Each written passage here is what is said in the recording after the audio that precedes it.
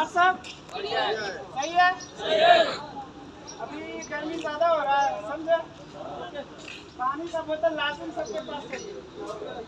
मैं दोबारा बोल रहा हूँ, बार बार बोल रहा हूँ सबको, पानी के लिए हमेशा पानी रहना चाहिए पास में। गर्मी धूप ज्यादा हो रहा है।